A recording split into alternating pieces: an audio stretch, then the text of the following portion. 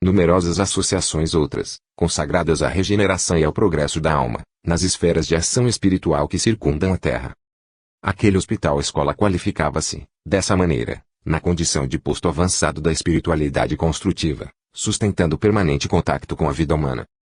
Cada individualidade reencarnada com vínculos no almas irmãs, ali se encontra convenientemente fichada, com todo o histórico do que está realizando na reencarnação obtida, no qual se lhes vê o balanço dos créditos conquistados e dos débitos contraídos, balanço esse que é examinável a qualquer momento, para efeito de auxílio maior ou menor aos interessados, segundo a lealdade que demonstrem na desincumbência das obrigações a que se empenharam e conforme o esforço espontâneo que revelem na construção do bem geral. Indaguei de Belino se conhecia a média geral de aproveitamento na comunidade e ele informou que sim, acentuando que, em 82 anos de existência, o Almas Irmãs, que detinha habitualmente uma população oscilante de 5 a 6 mil pessoas, apontava, no coeficiente de cada 100 estudantes, 18 vitoriosos nos compromissos da reencarnação, 22 melhorados, 26 muito imperfeitamente melhorados e 34 onerados por dívidas lamentáveis e dolorosas. A minha nova inquirição sobre se os fracassados eram readmitidos, informou que ninguém na Terra consegue avaliar a expectativa, a ternura, o esforço e o sacrifício com que os amigos desencarnados torcem pelo triunfo ou pelo aprimoramento parcial dos afeiçoados, em serviço no mundo, e nem imaginar a desolação que lhes sacode o ânimo, quando não logram abraçá-los de volta, mesmo ligeiramente renovados para o suspirado convívio. Noticiou que os companheiros em malogro positivo, após a desencarnação, passam, automaticamente, às zonas inferiores, onde, por vezes, ainda se demoram, por muito tempo, em desequilíbrio ou devassidão, conquanto nunca percam o devotamento dos amigos ali domiciliados, que intercedem por eles, junto a colônias dedicadas a outros tipos de assistência. Sabia, porém, de casos pertinentes a vários rematriculados depois dessas refregas.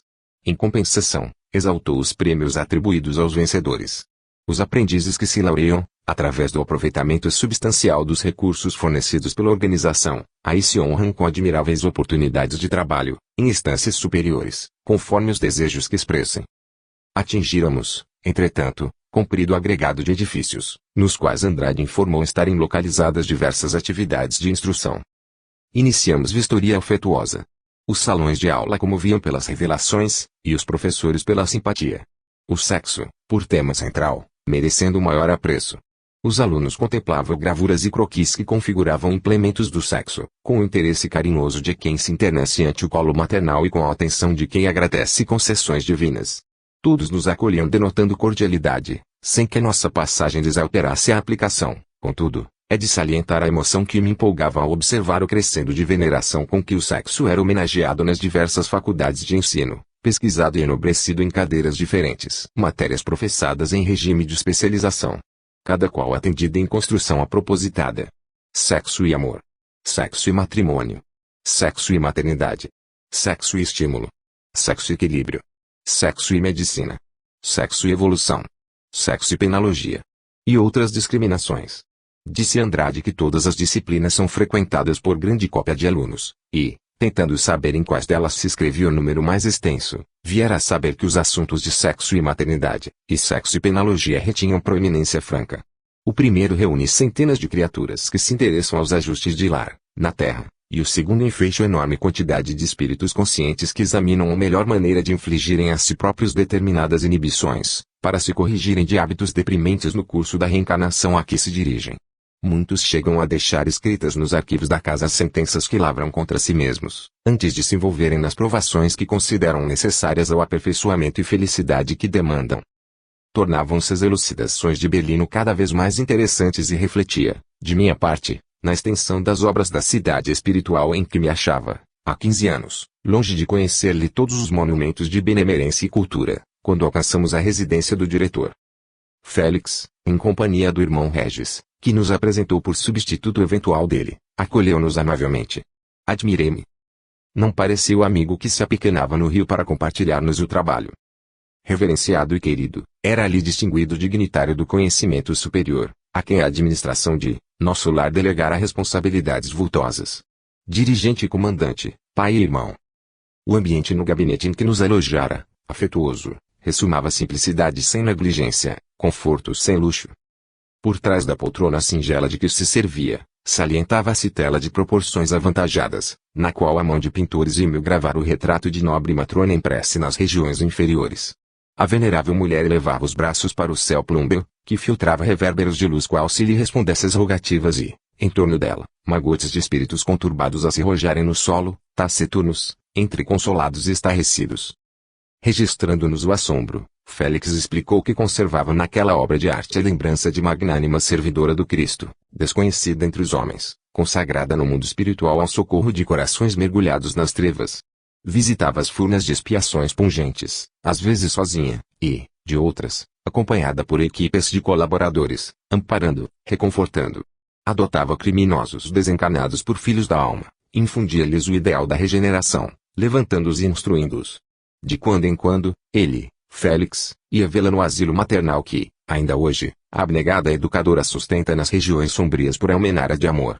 Prosseguiu relatando que nesse abrigo permanecem, frequentemente, mais de 1000 hóspedes, sempre substituídos, de vez que a benfeitora efetua o encaminhamento constante dos recolhidos a escolas beneméritas, com vistas à reencarnação na terra ou a estágios de retificação em outras paragens. E informou dever a ela, que nomeava por irmã Damiana, o primeiro contacto com a verdade, 80 anos antes. Guardava aquele quadro, confeccionado a pedido dele próprio, para não se esquecer, nas horas de supremas decisões, nas responsabilidades e encargos de que fora investido, da lama em que um dia se afundara e de que se vira arrebatado por aquela missionária engrandecida no espaço, a serviço dos infelizes. Neves, porém, imprimiu novo rumo à palestra, colocando em relevo a satisfação de que nos sentíamos possuídos com a revista proveitosa nos órgãos de ensino, que acabávamos de realizar, e os apontamentos se voltaram para as questões do sexo, que, no Almas Irmãs, assumiam aspectos inusitados. O irmão Regis explicou que também se surpreendera, a princípio, com o respeito profundo ali dedicado aos estudos do sexo, em vista da desconsideração com que autoridades políticas, religiosas e sociais terrestres habitualmente o menoscabam, ressalvadas as exceções. E sublinhou, com humor, que nós, os homens, somos contraditórios quando reencarnados, porquanto estamos sempre ávidos de consertar uma tomada em desajuste e queremos sonegar a Deus o direito de socorrer e reabilitar os seus filhos em desequilíbrio emotivo. O anfitrião, explanando as ideias que nós, os presentes, aventávamos, historiou, em síntese, que na espiritualidade superior o sexo não é considerado unicamente por baliza morfológica do corpo de carne, distinguindo macho e fêmea, definição unilateral que, na Terra, ainda se faz seguir de atitudes e exigências tirânicas, herdadas do comportamento animal. Entre os espíritos desencarnados, a partir daqueles de evolução mediana, o sexo é categorizado por atributo divino na individualidade humana, qual ocorre com a inteligência, com o sentimento, com o raciocínio e com faculdades outras, até agora menos aplicadas nas técnicas da experiência humana. Quanto mais se eleva a criatura, mais se capacita de que o uso do sexo demanda discernimento pelas responsabilidades que acarreta. Qualquer ligação sexual, instalada no campo emotivo, engendra sistemas de compensação vibratória, e o parceiro que lesa o outro, até o ponto em que suscitou os desastres morais consequentes, passa a responder por dívida justa. Todo desmando sexual danificando consciências reclama corrigenda, tanto quanto qualquer abuso do raciocínio. Homem que abandone a companheira sem razão ou mulher que assim proceda, gerando desregramentos passionais na vítima, cria certo ônus kármico no próprio caminho, pois ninguém causa prejuízo a outrem sem embaraçar a si mesmo. Vaticinou que a Terra, a pouco e pouco, renovará princípios e conceitos, diretriz e legislação, em matéria de sexo, sob a inspiração da ciência, que situará o problema das relações sexuais no lugar que lhe é próprio. Empenhou-se a repetir que na crosta planetária os temas sexuais são levados em conta, na base dos sinais físicos que diferenciam o homem da mulher e vice-versa. No entanto, ponderou que isso não define a realidade integral, porquanto, regendo esses marcos, permanece um espírito imortal, com idade às vezes multimilenária, encerrando consigo a soma de experiências complexas, o que obriga a própria ciência terrena a proclamar, presentemente, que masculinidade e feminilidade totais são inexistentes na personalidade humana, do ponto de vista psicológico. Homens e mulheres, em espírito, apresentam certa percentagem mais ou menos elevada de característicos viris e feminis em cada indivíduo, o que não assegura possibilidades de comportamento íntimo normal para todos, segundo a conceituação de normalidade que a maioria dos homens estabeleceu para o meio social. Tendo Neves formulado consultas sobre os homossexuais, Félix demonstrou que inúmeros espíritos reencarnam em condições inversivas, seja no domínio de lides expiatórias ou em obediência a tarefas específicas, que exigem duras disciplinas por parte daqueles que as solicitam ou que as aceitam. referiu ainda que homens e mulheres podem nascer homossexuais ou intersexos, como são suscetíveis de retomar o veículo físico na condição de mutilados ou inibidos em certos campos de manifestação, aditando que a alma reencarna, nessa ou naquela circunstância, para melhorar e aperfeiçoar-se nunca sob a destinação do mal, o que nos constrange a reconhecer que os delitos, sejam quais sejam, em quaisquer posições, correm por nossa conta. À vista disso, destacou que nos foros da justiça divina, em todos os distritos da espiritualidade superior, as personalidades humanas taxadas por anormais são consideradas tão carecentes de proteção quanto as outras que desfrutam existência garantida pelas regalias da normalidade, segundo a opinião dos homens, observando-se que as faltas cometidas pelas pessoas de psiquismo julgado anormal são examinadas no mesmo critério aplicado às culpas de pessoas tidas por normais, notando-se, ainda, que, em muitos casos, os desatinos das pessoas supostas normais são consideravelmente agravados, por menos justificáveis perante acomodações e primazias que usufruem, no clima estável da maioria. E a ligeira pergunta que arrisquei sobre preceitos e preconceitos vigentes na Terra, no que tange ao assunto, Félix ponderou, respeitoso, que os homens não podem efetivamente alterar, de chofre, as leis morais em que se regem, sob pena de precipitar a humanidade na dissolução, entendendo-se que os espíritos ainda ignorantes ou animalizados, por enquanto em maioria no seio de todas as nações terrestres, estão invariavelmente decididos a usurpar liberalidades prematuras para converter os valores sublimes do amor em criminalidade e devassidão. Acrescentou, no entanto, que no mundo por vindouro os irmãos reencarnados, tanto em condições normais quanto em condições julgadas anormais, serão tratados em pé de igualdade, no mesmo nível de dignidade humana, reparando-se as injustiças assacadas, há séculos, contra aqueles que renascem sofrendo particularidades anômalas, porquanto a perseguição e a crueldade com que são batidos pela sociedade humana lhes impedem ou dificultam a execução dos encargos que trazem à existência física, quando não fazem deles criaturas hipócritas, com necessidade de mentir incessantemente para viver, sob o sol que a bondade divina acendeu em benefício de todos. A conversação era fascinante, mas um companheiro de serviço veio avisar que Dona Beatriz se achava pronta a receber-nos. Demandamos o interior. O chefe apresentou-nos duas senhoras que lhe partilhavam refúgio doméstico, Sara e Priscila, que lhe haviam sido irmãs consanguíneas na terra. Ambas de cativante simpatia na lhaneza de trato. Notificou Félix que, a princípio, ali morava junto de colaboradores afeiçoados. No entanto, nos anos últimos, conseguira que as duas manas, servindo em outros setores, se transferissem para o Almas Irmãs, a fim de trabalharem juntos, preparando o futuro. Remanesciam os três de família cujos membros, em quase todo o conjunto, se achavam novamente domiciliados na esfera física, e, aparteando, Sara chasqueou, afiançando que não se demoraria a tomar o mesmo rumo. Parando, de trecho a trecho, para conhecer minudências do extenso átrio que atravessávamos, fiquei sabendo que o Instituto sustenta as zonas residenciais, além dos edifícios reservados à administração, ao ensino, à subsistência e hospitalização transitória. Aí se acomodam famílias inteiras, casais, espíritos em conjunções afetivas e repúblicas de estudiosos que se visitam ou recebem amigos de outras organizações e de outras plagas, efetuando excursões edificantes e recreativas ou atendendo a empresas artísticas e assistenciais, de permeio com as obrigações de rotina. Satisfazendo-nos as inquirições, Félix informou que Marita se encontrava naquele mesmo sítio, internada num parque destinado a convalescentes. Todavia, não nos encorajou o impulso de revê-la, assim de imediato, a face de achar-se bastante traumatizada, conquanto tranquila. A desencarnação precoce acarretara-lhe prejuízos. Ele, porém, rogara de orientadores amigos as possíveis concessões, a fim de que fosse reposta, com urgência, no ambiente familiar do Rio, de modo a que se não perdessem medidas em andamento para o resgate do pretérito. O decesso prematuro representara fundo golpe no programa estabelecido ali, no Almas Irmãs, anos antes, contudo, nutria a esperança de reparar as brechas, restituindo ao convívio dos entes caros, pela reencarnação de emergência. Dessa forma, aproveitaria a oportunidade e clima de serviço, a maneira de operário que muda de máquina sem se afastar da oficina.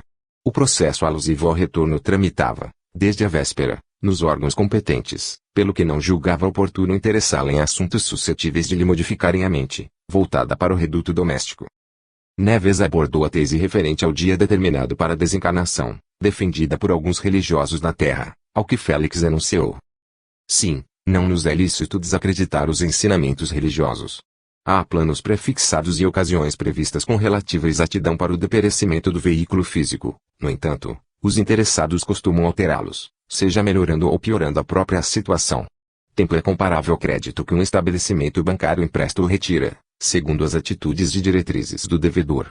Não podemos, assim, olvidar que a consciência é livre para pensar e agir, tanto nas áreas físicas quanto nas espirituais, mesmo quando junge das consequências do passado culposo. E, sorrindo, rematou, qualquer dia é dia de criar destino ou reconstituir destino, de vez que todos somos consciências responsáveis. Nesse interim, fomos defrontados pelo aposento da senhora recém-desencarnada, a quem Sara e Priscila dispensavam cuidados especiais. Beatriz remoçara. No semblante, a circunspeção que lhe conhecíamos, mas nos olhos o clarão juvenil da criatura que retoma aspirações de há muito esmecidas. Neves aproximou-me. Conversamos. Declarava-se encantada, agradecida aos hospedeiros. Falava como se estivesse num lar de pessoas desconhecidas, sem suspeitar das atenções que recebera de Félix, antes de liberar-se do corpo enfermiço. A palestra deslizou sobre os patins da ternura recíproca. Ela reconhecida e os anfitriões satisfeitos. Assuntos numerosos vieram à baila. Notava-se que Félix se empenhava em distraí-la, desentranhando-lhe o pensamento fincado no antigo lar. Todos nos esforçávamos por induzi-la a esquecimento construtivo. Entretanto, mesmo assim, adivinhando-nos na fase terminal do reencontro, aquele coração generoso de mulher não deixou de se patentear, lembrando a Neves que, até aquele momento, ainda não obtivera qualquer notícia da mãezinha que os precedera no mundo espiritual, tantos anos antes, como também rogava para que os circunstantes a favorecessem com uma visita, na primeira oportunidade, à casa que ficara na terra. Discípula aplicada do ambiente renovador em que se reconhecia, solicitou com os olhos marejados de pranto que lhe desculpássemos o apego à retaguarda, mas isso acontecia, acentuou com humildade e grandeza de alma, porque acreditava ter sido no mundo imensamente feliz, entre as mulheres mais felizes, ao lado de um esposo que, na apreciação dela, era dos companheiros mais leais do mundo e pai do melhor dos filhos. A noite avançara. Neves confortou-a, propiciando-lhe esperanças, e enquanto nos despedíamos, demandando o repouso, refleti na transformação do amigo que aprendera a colocar o amor por cima de mágoas recalcadas, a endereçar afetuoso sorriso para a filha confiante adiando a verdade para momento oportuno. Capítulo 10. Precedendo o descanso, entendi-me a sós com Félix, que me aprovou o desejo de continuar prestando assistência a Nogueira e à filha. Cientificara-se o instrutor de todos os sucessos em curso, mas solicitava menudências. Ouviu-me a exposição, preocupado, e deduziu que as dificuldades de Cláudio e Marina atingiam o clímax. Necessário apoiá-los, socorrê-los. Mediante os compromissos em que se emaranhavam, impossível alinhar previsões. O benfeitor falava sereno. Para mim, porém, muito fácil verificar-lhe o suplício oculto. De quando em quando, lágrimas lhe umedeciam os olhos, que ele, padrão de coragem, não chegava a derramar. Mesmo assim, contendo a emotividade, sugeriu providências e articulou planos. Que eu voltasse, encetando a nova etapa de assistência, junto de Marina, em Botafogo. Apreciava em Moreira um cooperador diligente que o tempo se incumbiria de valorizar, todavia, supunha trabalho complexo demais para ele sozinho o encargo de manter a jovem doente livre dos vampirizadores, cujo número aumentava com as atitudes inesperadas de Márcia, estimulando Nemésio a uma aventura que ralava pela demência. Que me reunisse, desse modo, a Moreira, alentasse Marina, estendesse os braços para Cláudio e, quanto nos fosse possível, amparasse Márcia e os dois Torres, sempre que nos propiciassem os meios para isso. Prometeu que nos acompanharia, confiando na bênção do Senhor, que a tudo prevê e provê nas horas justas. Compreendi. Félix sofria conformado. Chorava por dentro. Acatando-lhe as instruções, no dia seguinte dispus-me ao retorno. Antes, porém, de empreender o regresso, porque me interessasse pelos assuntos de sexo e penologia, refletindo nas enfermidades obscuras que enxameiam na terra, o próprio Félix conduziu-me, de passagem, a pequeno palácio, localizado no centro da instituição. Casa da Providência, esse é o nome com que o edifício é designado. Curioso foro do Almas Irmãs, onde dois juízes funcionam, atendendo aos petitórios formulados pelos integrantes da comunidade, com respeito aos irmãos reencarnados na esfera física. De entrada, faceando com dezenas de pessoas que iam e vinham, Félix, sempre cumprimentado com apreço por todos os passantes, explicou-me que ali somente se organizavam processos de auxílio e corrigenda, relacionados aos companheiros destinados à reencarnação e aos que já se achassem no estágio físico, espiritualmente ligados aos interesses do Instituto. Renascimentos, berços torturados, acidentes da infância, delitos da juventude, dramas passionais, lares periclitantes, divórcios, deserções afetivas, certas modalidades de suicídio tanto quanto moléstias e obsessões resultantes de abusos sexuais e uma infinidade de temas clínicos são examinados, segundo as rogativas e as queixas entregues aos pronunciamentos da justiça. A Casa da Providência apenas delibera em definitivo nos problemas que se limitem ao almas irmãs. Contudo, os casos, em maioria, revelam derivações para outros setores. Nessa hipótese, as questões são aí discutidas, de começo, seguindo para instâncias superiores. Ainda assim, os dois magistrados amigos e ele mesmo, Félix, que é constrangido pela força do cargo a estudar e informar todas as peças, uma por uma, não decidem só por si. Um conselho constituído por 10 orientadores, 6 companheiros e 4 irmãs, com méritos suficientes perante a governadoria da cidade, opina, através de assembleias semanais, em todas as recomendações e diligências, aprovando-as ou contrariando-as, a fim de que as decisões não se comprometam em arbitrariedades. Alegou, talvez por humildade, que, em muitas ações, for esclarecido muito mais pelos pareceres dos juízes e dos conselheiros que pelo próprio critério, o que lhe fornecia dobradas razões para respeitá-los. Clareando com mais segurança os informes iniciais, voltou a esclarecer que mais da metade dos autos tramitam na direção de autoridades do Ministério da Regeneração e do Auxílio que, aliás, primam pela rapidez nos despachos e provimentos. No corpo do edifício, seguimos por vias interiores, no rumo do gabinete central. Félix, que se achava ali unicamente para favorecer-me, não se atribuiu o direito de penetrar, intempestivamente, no salão de audiências públicas, onde massa de requerentes e querelantes se acomodava. Alguns talvez lhe dirigissem apelos pessoais, no intuito, embora vão, de pressionar os julgadores, inconveniência que era preciso evitar. Em recinto sóbrio, o instrutor deu-me a satisfação de saudar o juiz Amantino, que se achava em serviço, acompanhado de 5 auxiliares. Ambiente digno, em que a direção e a subalternidade não se confundem, conquanto reunidas pela cordialidade na base do acatamento recíproco.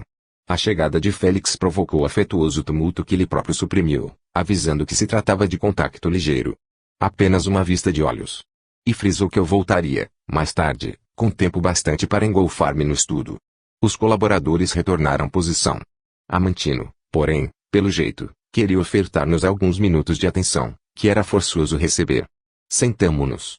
Mas para corresponder à gentileza que pelo propósito de analisar de afogadilho os mecanismos da casa, que exigiam aturada consideração, perguntei pela percentagem dos companheiros que regressam, absolutamente irrepreensíveis, da existência terrestre, segundo as conclusões daquele templo de justiça, e o interpelado respondeu com o humor que principiávamos o interrogatório manejando inesperada proposição. Elucidou, afirmando que em apontamentos fiscalizados de quase 80 anos consecutivos, a média de irrepreensibilidade não excedia de 5 em 1000, não obstante surgirem fichas honrosas de muitos que atingiam até mais de 90% na matéria de distinção absoluta, o que, no Almas Irmãs, representa elevado grau de mérito.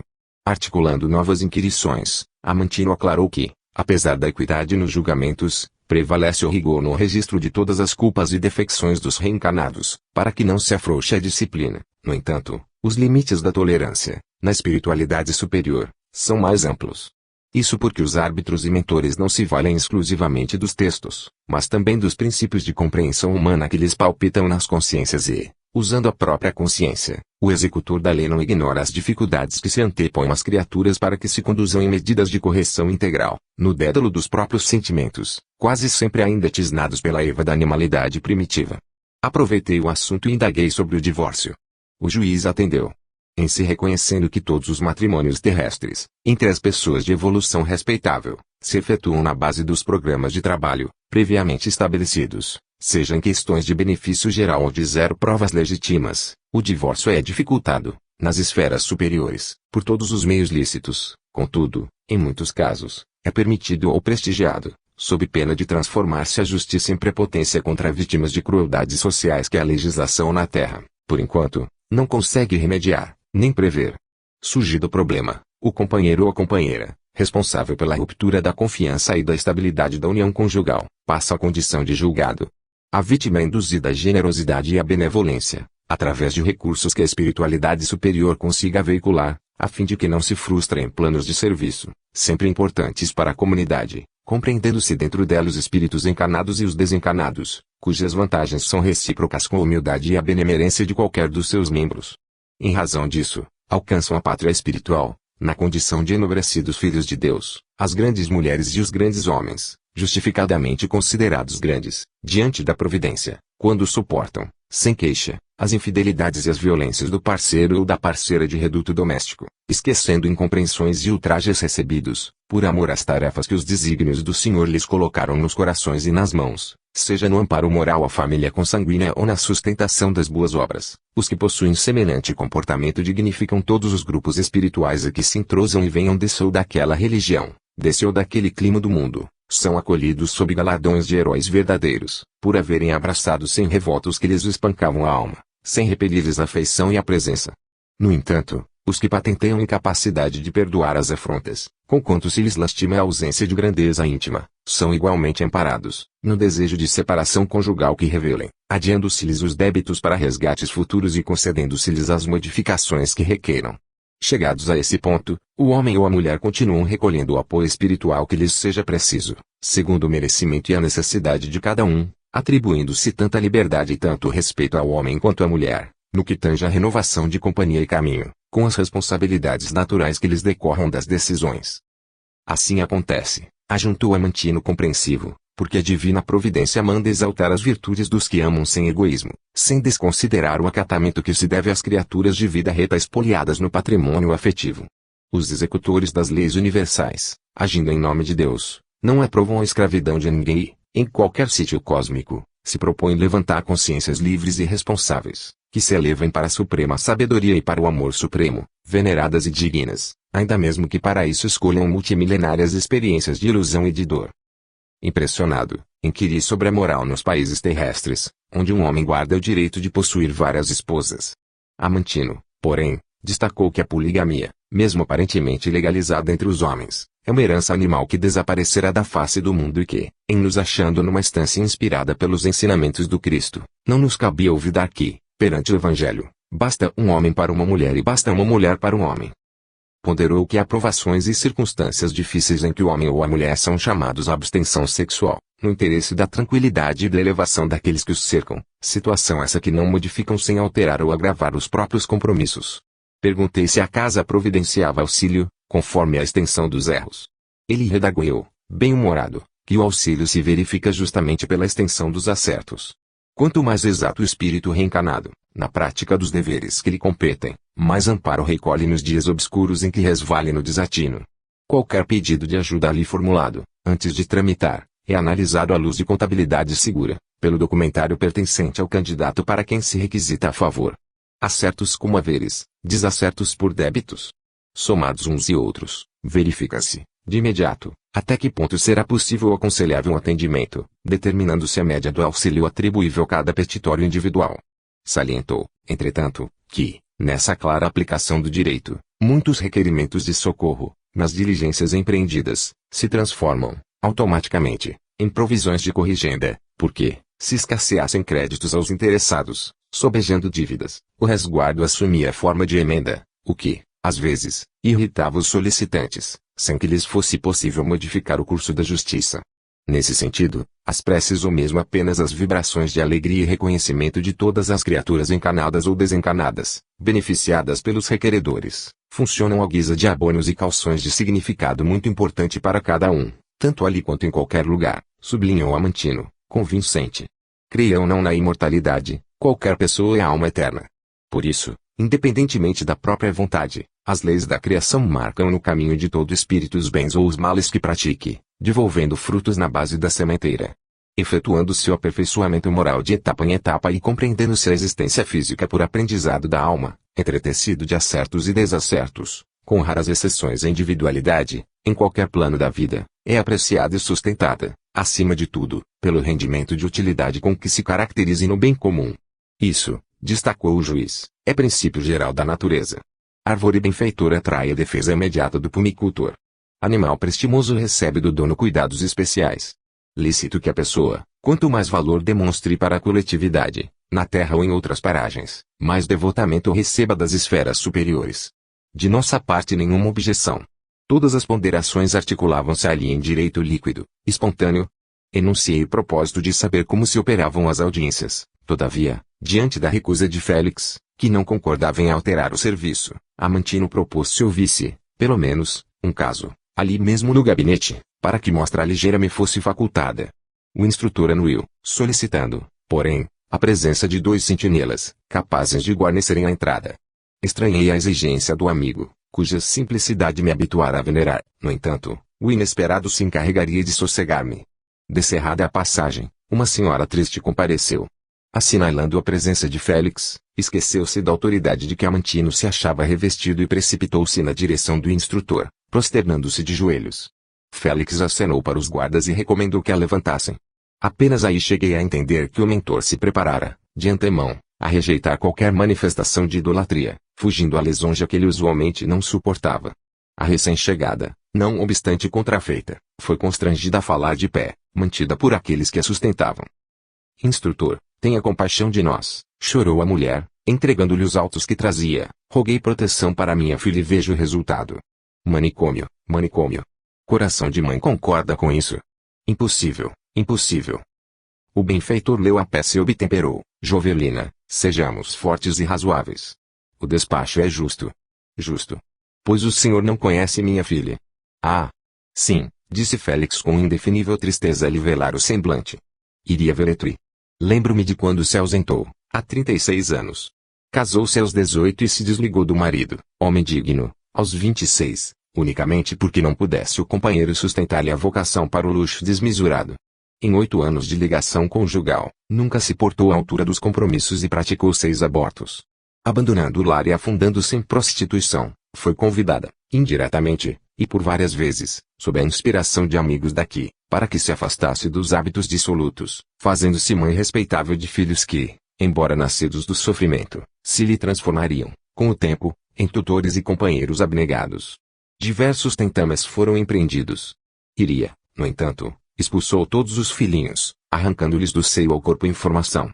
6 abortos até agora e, até agora, nada fez que lhe recomende a permanência do mundo. Não lhe consta da ficha o mínimo gesto de bondade à frente dos semelhantes. Ela própria se entregou de bom grado aos vampirizadores que lhe desgastam as energias. E a nossa casa não lhe opôs contradita a vontade de viver assim obsidiada, para que não continue convertendo o claustro materno em antro da morte. E deixando entrever funda melancolia no olhar, rematou, enlaçando-a com paterna solicitude. Ah, Jovelina, Jovelina. Quantos de nós aqui teremos filhos amados, nos hospícios da terra? O manicômio é também refúgio levantado pela divina providência para expurgar nossas culpas. Volte aos afazeres e honre a filha, trabalhando e servindo mais. Seu amor do mãe será junto de nós seria assim como a luz que remove as trevas. A requerente fitou os olhos do instrutor, olhos que lhe falavam de recôndito martírio e moral, e agradeceu, engasgada de angústia, beijando-lhe a destra com humildade. O Sala retomou a feição própria, mas a entrevista não estimulou comentários. Separei-me dos novos amigos e, a poucos passos, fora do edifício, despedi-me também de Félix. Mais algumas horas e entrei na clínica de nervosos, em Botafogo. Marina, sob as atenções de Moreira, dormia, agitada. Capítulo 11. Na casa de saúde, Marina exigia cuidado, vigilância. Entre os bastidores da luta, empenhávamos-nos nisso, Moreira e nós, e, por fora, Cláudio e Salomão entrelaçavam energias, garantindo cooperação. O apoio espiritual, conjugado à medicina, funcionava com segurança. Mesmo assim, complicavam-se os problemas em derredor. Nemésio e Márcia, após 5 semanas no clima da serra, retomaram ao Rio, algo modificados pela aventura. Ela interessada em ligação definitiva, ele, hesitante. Instado a patrocinar-lhe o desquite, recuara, de pronto. Tinha medo. Não receava, porém, as gralhas do mundo social. Temia a si próprio. Aquele mês de folga, nos braços da mulher que não esperava, insuflara-lhe inquietação. Não que Márcia perdesse para ele os encantos com que o seduzira. Assustava-se consigo mesmo, junto dela. Nas excursões, chamava-lhe Marina.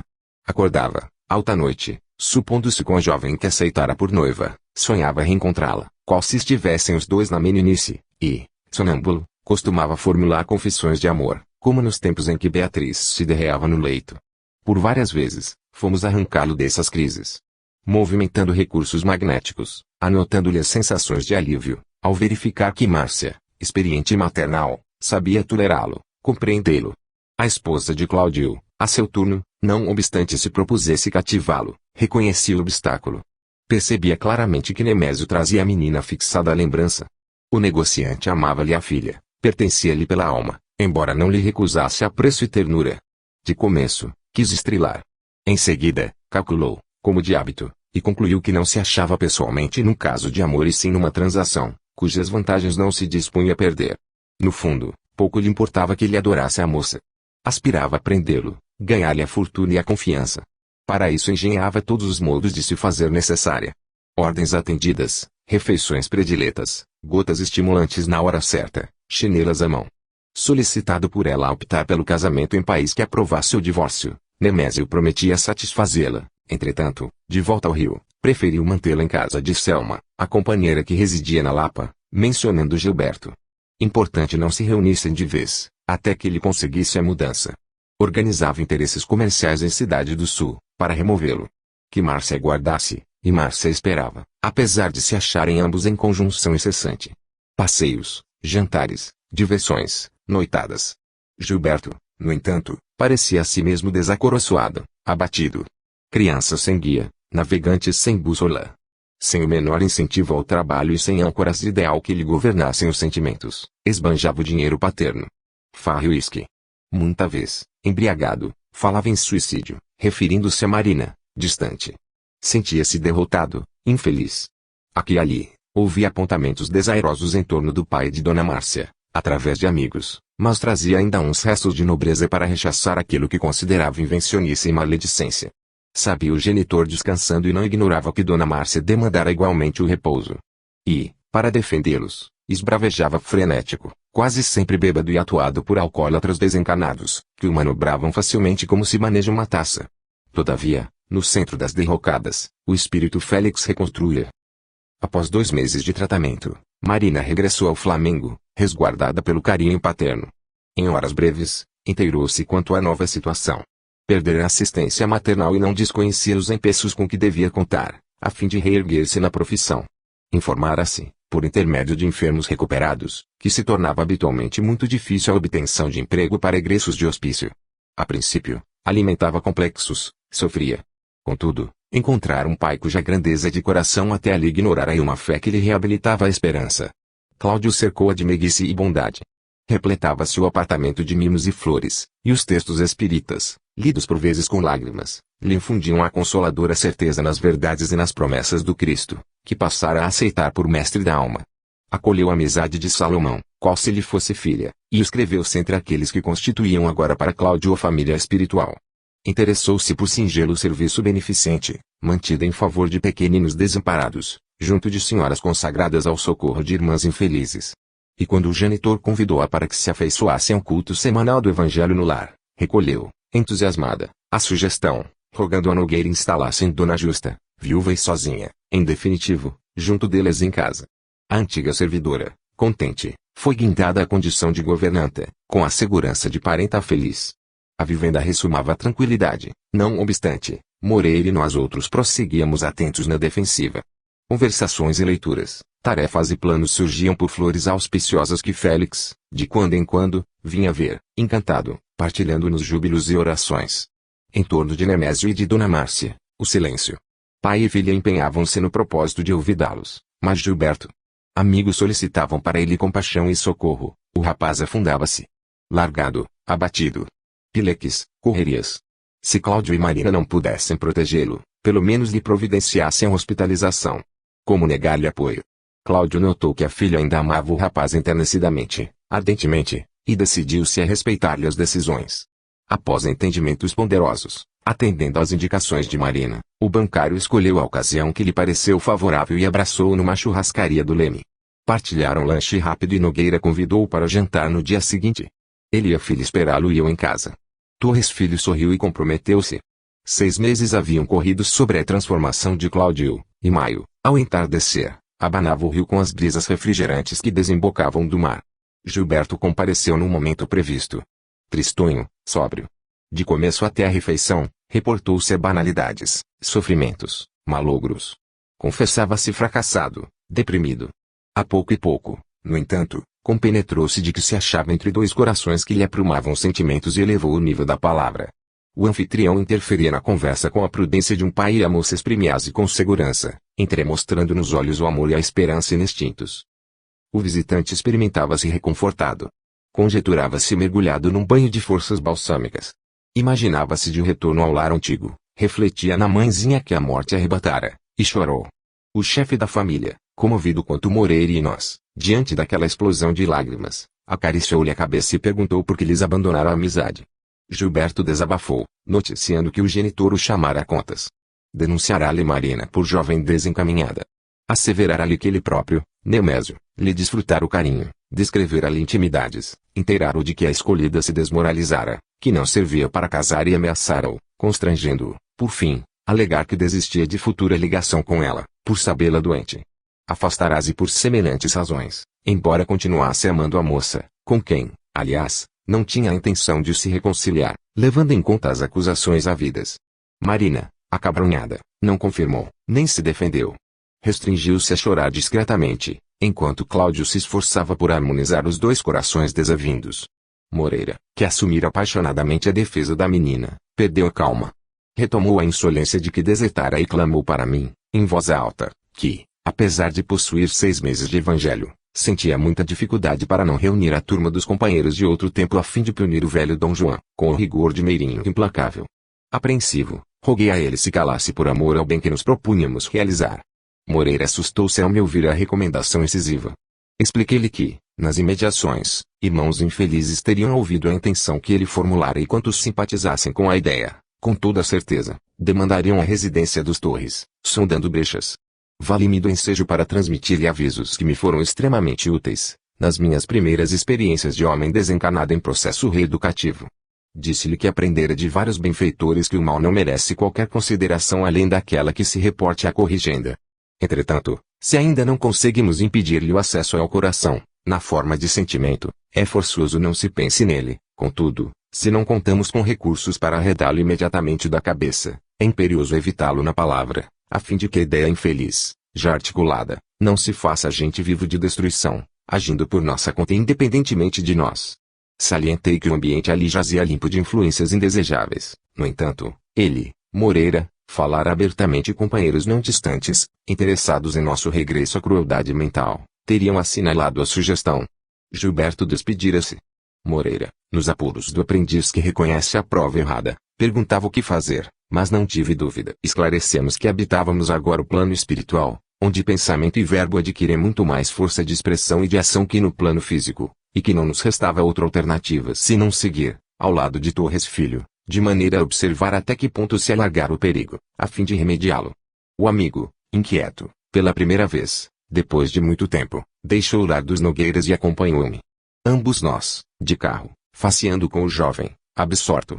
O rapaz entrou em casa, lembrando Marina modificada. Aqueles cabelos penteados com singeleza, o rosto tratados em excessos, os modos e as frases sensatas de Cláudio a informar, sem queixa, que Dona Márcia, ultimamente, andava sempre fora para descanso, o clima doméstico destilando tranquilidade. Tudo aquilo era para ele coisa nova, sensação nova. Sentia-se perturbado, experimentava remorsos pela franqueza de que se utilizara, sem saber se fora ciumento ou descortês. Instintivamente, tomou a direção do quarto que a jovem ocupara e onde a vira, desfalecente.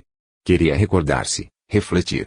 Seguíamo-lo, obedecendo às disposições do tapete mácio. Entretanto, ao rodar, de leve, a maçaneta, como quem não pretendia apartar-se do sonho, viu, assombrado, através da porta entreaberta, que o genitor e Dona Márcia se beijavam e, em torno deles, sobressaía, para a nossa visão espiritual, a chusma dos amigos conturbados, para cujos serviços Moreira apelara, inconscientemente. Aqueles vampirizadores, registrando a indireta, mostravam-se em atividade, metamorfoseando os simples impulsos de afeto do paroutoniço em voluptuoso arrebatamento. Nemésio, de costas, foi visto sem ver, qual ocorrera com ele próprio, Gilberto, meses antes, e, como acontecera a Marina, Dona Márcia, situada de frente, observou-lhe a chegada e o espanto que lhe terrificara a fisionomia. O rapaz afastou-se, na ponta dos pés, mordido de angústia. A dúvida esmagava-o. O ídolo paternal ruíra de chofre. Teria realmente o pai razões verdadeiras para separá-lo da jovem que ainda amava? De nosso lado, porém, fazia-se indispensável a colaboração em favor de Moreira, arrependido. O amigo avançara para a quadrilha que o complicava, supondo aprazê-lo, oscilando entre a revolta e a paciência. Interferi, rogando serenidade. Acatássemos Nemésio e a companheira, não tínhamos o direito de escarnecê-los, escarmentá-los. O bando retirou-se e Moreira transferiu atenções para Dona Márcia, que, suficientemente ladina para criar problemas, não desmaiou, à feição da filha. Raciocinando friamente, desligou-se de Torres Paz sem alarde e afagou-lhe a testa, afirmando que viera da Lapa unicamente para vê-lo, porquanto se afligira ao notá-lo indisposto na véspera. Não pretendia lesar-lhe a saúde. Auxiliou a deitar-se no leito próximo, de onde evidentemente o amigo se levantara a fim de recebê-la, e, após dirigir-lhe conselhos afetuosos, afastou-se, pretextando a necessidade de se entender com empregadas. Fora, no corredor, perguntava a si própria de que maneira contornar a dificuldade. Conquanto impassível em se tratando de preservar interesses, ainda era mãe e pensava na filha. Seria justo azará-la, envenenando o ânimo de Gilberto. Nada fazer por Marina, reaproximando-os. Não seria desmoralizar-se, de todo, permitindo que o moço o interpretasse por mulher sem escrúpulos, já que talvez um dia viessem a ser madrasta e enteado. Moreira aproveitou aqueles minutos de reconsideração e enlaçou-a, respeitoso, pedindo-lhe piedade. Favorecesse Marina, apoiando Gilberto. Buscasse o rapaz, enquanto usufruía a oportunidade, conversasse com ele, apaziguasse os jovens. Enternecido, aproximei-me também dela e supliquei-lhe a intercessão. Ela podia ajudar. Não tencionava reconciliar-se com Cláudio, queria efetivamente o desquite. Por que não praticar um ato de justiça e caridade para com a filha doente, caminhando aquele menino entregue à decadência moral ao matrimônio digno? Recolher a Marina nos braços de mãe, dera-lhe as cantigas do berço, orientara-lhe a infância, preparara-lhe o sentimento para a felicidade. Como largá-la, assim, num momento em que o destino lhe facultava todos os recursos para estender-lhe as mãos? A esposa de Cláudio, ao impacto dos argumentos que assimilava em forma de reflexões, rememorou o passado e chorou. Naquele instante, o sentimento pulsava-lhe puro, como na noite em que a viramos, tomada de indignação e de dor, ao defender Marita em casa de Crescina. Entre a consciência e o coração, não havia lugar para o cálculo astucioso. Não titubeou. Dirigiu-se ao aposento de Gilberto, entrou com a sem cerimônia de mãe que assiste um filho, sentou-se à beira da cama em que o rapaz se abatera, amuado, e falou-lhe, lacrimosa. Principiou, rogando-lhe desculpas. Em seguida, pediu-lhe permissão para confessar-lhe que ela e Nemésio se amavam, há tempos. E, num rasgo de generosidade que elevava, mentiu pela felicidade da filha. Comunicou-lhe que, desde muito, se desligara de Cláudio, cuja presença infelizmente não mais tolerava, e declarou que, antes do falecimento de Dona Beatriz, se tornara íntima de Nemésio, com quem se encontrava, a miúde, em lances clandestinos. Acentuou, com inflexão estudada para impressionar o interlocutor, que errara, lamentavelmente, ao consentir que a jovem se tornasse enfermeira da senhora Torres, porquanto, desde aí, possuía razões para supor que o velho lhe cobiçava a filha. Reconhecendo o interessado nela, enciumara-se. Venerava, porém, a grandeza espiritual de Dona Beatriz, a quem estimava de longe, e tivera forças para guardar-lhe a morte, antes de assumir qualquer atitude. Desfeito o impedimento, resolvera abandonar a casa, em definitivo, a ponto de não se incomodar com a menina doente e acompanhar Nemésio a Petrópolis, onde se demoraram juntos em deleitoso refúgio. E continuou justificando. Agora que ele a surpreendera nos braços paternos, que lhe perdoasse como um filho, cujo apreço se esmeraria em conservar. Não retornaria ao Flamengo. Desquitar-se-ia de Cláudio, de qualquer modo, e, de qualquer modo, partilharia destino de Nemésio, enquanto Nemésio o permitisse. Mesmo assim, era mãe e rogava-lhe por Marina. Se amasse, que não lhe desse indiferença ou desprezo, num momento como aquele em que se refazia de dura perturbação. Que a protegesse, fazendo pela menina o que ela, Márcia, não mais conseguiria. A senhora Nogueira finalizara, sinceramente comovida, e vimos sensibilizados os prodígios da compreensão e da bondade num coração juvenil. Olhos chamejantes de júbilo, o rapaz ergueu-se e ajoelhou-se diante daquela mulher que lhe sossegava o espírito, com a versão caridosa de que necessitava para reconstituir o caminho. Em lágrimas de alegria, osculou-lhe as mãos e agradeceu-lhe em palavras quentes de carinho filial. Entendia, sim, comentou o traço, que o pai, não obstante bondoso, teria obedecido às sugestões de despeito, a fim de apartá-lo da escolhida. Procuraria Marina, prometia olvidar o passado, de modo a não ferir a dignidade maternal com que ela, Dona Márcia, lhe patenteara a nobreza de sentimentos, torturada a qual se achava entre a paixão de companheira e o devotamento de mãe. Informou que, na tarde daquele dia, estivera com Marina. Notara-lhe a sinceridade e a tristeza. Fora rude com ela, espezinhara-lhe o coração, mas voaria naquela mesma hora para o Flamengo e fariam as pazes. Quanto ao futuro, não tinha motivos para incompatibilizar-se com Cláudio, Entretanto, já que o desquite se fazia iminente, envidaria todos os esforços para que o genitor e Dona Márcia se consorciassem num país onde o divórcio merecesse aprovação legal. Da entrevista ao telefone e do telefone a novo encontro com Marina, foi para Gilberto questão de minutos. Perante os jovens reunidos, Nogueira enlevou-se, regozijando-se em preces de reconhecimento. Moreira e eu expedimos informações para o irmão Félix, que veio, na noite do dia seguinte, compartilhar-nos as orações de alegria. Depois de abraçar Cláudio e os dois namorados que demandavam Copacabana, a busca do convívio de Salomão, o benfeitor rumou para Lapa, em nossa companhia. Márcia, recostada num divã, fumava cismando, na expectativa da chegada de Nemésio para jantarem na Cinelândia, com um filme subsequente, mas Félix, magnânimo como sempre, acercou-se dela, ignorando as baforadas, e beijou-lhe a fronte, mostrando lágrimas. Não dispunhamos de estatura espiritual para auscultar-lhe os pensamentos sublimes. Observamos apenas que ele a contemplou, enlevado, como quem lhe agradecia a inesperada abnegação, e murmurou, ao despedir-se: Louvado seja Deus! Do dia imediato em diante, azedou-se o intercâmbio entre pai e filho. Nemésio, intrigado, Gilberto, arredio. E, decorridas algumas semanas, ao inteirar-se de que o rapaz e a menina Nogueira passeavam de relações reatadas, o negociante viajou para o sul, em companhia de Márcia, no intuito de situar o filho junto de antigos camaradas de juventude, residentes em Porto Alegre. Por lá se deteve o par, semanas e semanas, trazendo, na volta, expressivo programa de serviço e de estudo que Gilberto, convidado pelo genitor a entendimento, recusou, cortês, desistindo das vantagens que lhe eram oferecidas. Presenciando-lhes o diálogo em ambiente fechado, consignamos a respeitosa ternura com que o jovem se dirigiu ao genitor, implorando-lhe auxílio. Tivesse a bondade de não transferi-lo, que o deixasse no Rio. Rogava desculpas se o magoava, mas reconhecia-se em maioridade e aspirava ao casamento com Marina, de quem se reaproximara. Desde cedo, acostumara-se a trabalhar com o pai, a colaborar com ele, na imobiliária. Aguardava-lhe, por isso, a proteção. Nemésio ouvia, ressentido, revoltado. Marina reconquistada pelo filho significava para ele bancarrota moral insuportável. Nunca amara tanto, quanto naquela hora em que se lhes vaiam as esperanças. Entrevia-se calcado, vencido. A pouco e pouco se desinteressara de Márcia, conquanto a conservasse. Marina significava-lhe mocidade, euforia, entusiasmo, improvisação. Justamente quando ruminava desígnios de recuperar-lhe o carinho, adiantava-se o filho, frustrando-lhe os projetos.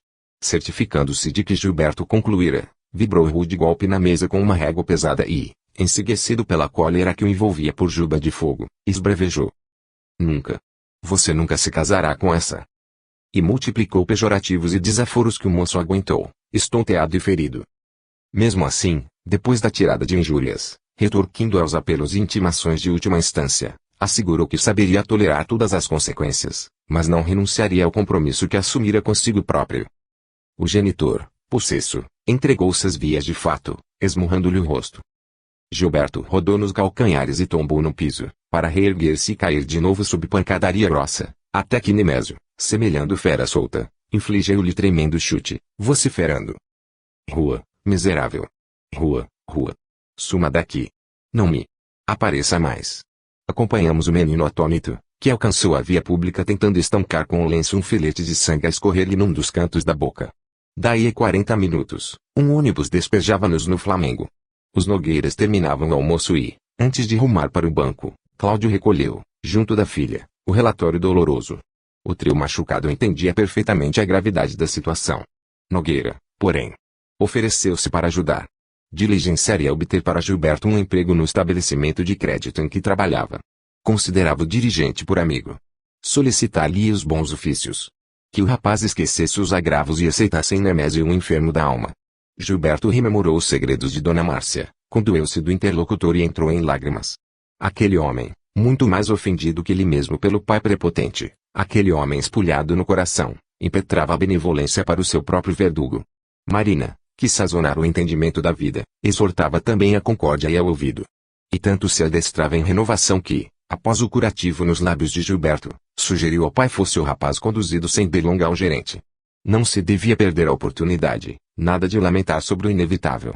Ensaiou apontamentos de bom humor, emprestou comicidade ao drama que lhes cabia viver, endereçando o pensamento ao futuro, e inventou notas alegres para a dificuldade, qual se dependurasse guirlandas numa sala encrespada de espinhos, conseguindo que Torres Filho, chorando e rindo, trincasse alguns pastéis, antes de sair.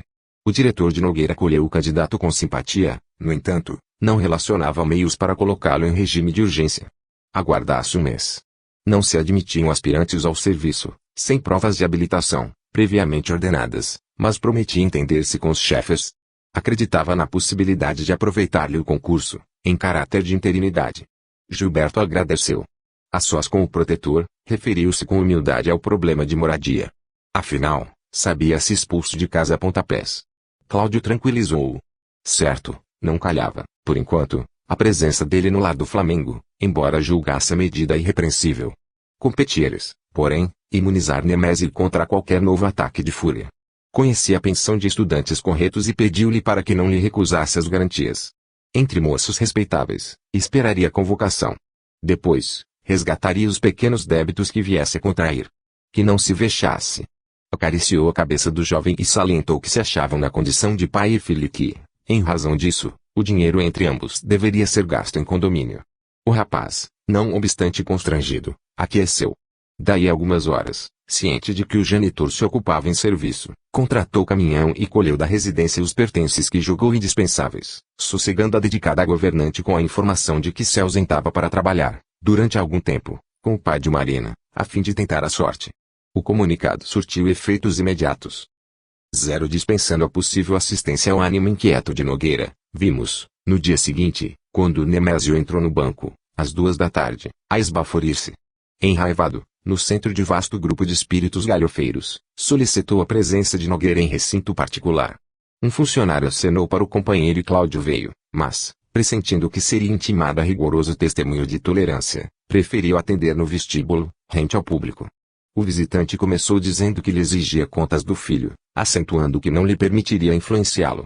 Cláudio mobilizou todas as reservas de humildade e rogou licença para informar que o moço tão somente o tratava por amigo, sem, no entanto, abdicar do livre-arbítrio, que não se via autorizado a responder por ele, que o genro de Neves, todavia, interceptou-lhe a palavra e rugiu: cale-se, besta. João ninguém. Paspalhão. Tome lá, seu espírita de meia tigela. O punho do negociante batia no rosto de Cláudio, arremessando-lhe pescoções violentos, enquanto a vítima procurava defender-se, debaúde, escondendo a cabeça entre as mãos. A agressão fora rápida. Antes que os circunstantes se refizessem do choque, o bancário jazia no pavimento e somente a cooperação de intercessores anônimos impediu que o esmurrador acelvajado lhe pisasse o corpo em decúbito. Contido à força, berrava insultos, assessorado por espíritos infelizes. O injuriado ergueu-se disposto a revidar. Irado, contundido. Referviam-lhe no peito as dores acumuladas. Tomaria desforra. O comerciante audacioso conhecer-lhe o desagravo. Massacrá-lo-ia naquele mesmo instante como se achata um verme. Num ótimo, contudo, ao levantar a destra para medir punhos com o adversário, sentiu o reflexo de Marita. Aquela mão pequena e fria que se elevara da morte, a fim de abençoá-lo, estava na dele. A menina atropelada surgia-lhe na memória, como a perguntar-lhe pelos votos de melhoria. Prometera-lhe renovar-se, ser outro homem. Impossível quebrar o compromisso. Recordou a padecente, o corpo recoberto de escaras dolorosas. Não tinha sido ele o culpado? Não fora a divina providência suficientemente compassiva, deixando que a falta de que se acusava passasse despercebida, à frente dos homens? Não recebera, acaso, o perdão da filha que amava? Que diria ela, do além, se também não perdoasse ao carrasco que lhe seduzira a primogênita e lhe furtara a mulher? Abraçara princípios que lhe preceituavam clareza de raciocínio, a fim de que aprendesse a conjugar bondade e discernimento, justiça e caridade.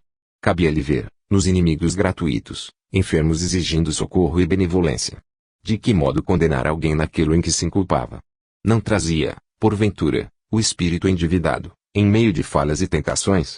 Afrouxou-se-lhe o braço antes reteso e, escutando os sarcasmos de Nemésio que se retirava, truculento, constrangido por pessoas que clamavam em alta voz pela intervenção da rádio patrulha, o marido de Dona Márcia, encostado à parede, sob os olhares de simpatia de todo o auditório, não se acanhava de libertar o pranto amargo e espesso a pingar-lhe do queixo escanhoado.